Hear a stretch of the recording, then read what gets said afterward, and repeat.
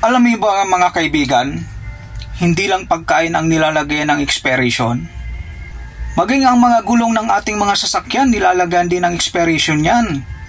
Yan ang dapat nyong isaalang-alang at lagi nyong tatandaan para sa worthiness ng iyong mga sasakyan. Lagi kayong mag-check at titingnan nyo kung saan nakalagay.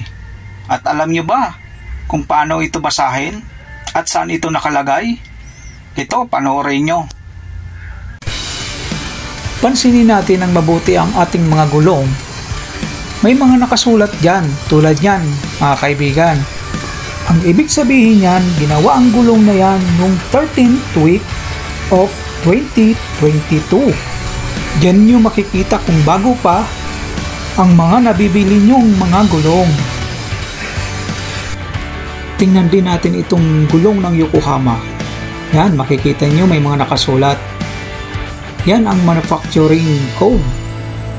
At yung mga number sa dulo, yan kung kailan ginawa ang ating gulong. 12/23. So ibig sabihin yan, 12 weeks of 2023. Usually, tumatagal ang ating mga gulong ng 5 to 6 years mula nang ito'y ginawa. Kaya dapat maging aware tayo dito para sa ating kaligtasan. Kasi lumulutong din ang gulong kapag ito'y malapit na ma-expired. Baka mamaya sumabog pa yan habang kayo'y nasa biyahe. At malaking abala ito para sa inyo pag nagkataon. Maging ang gulong ng ating mga motorsiklo, mayroon ding expiration yan.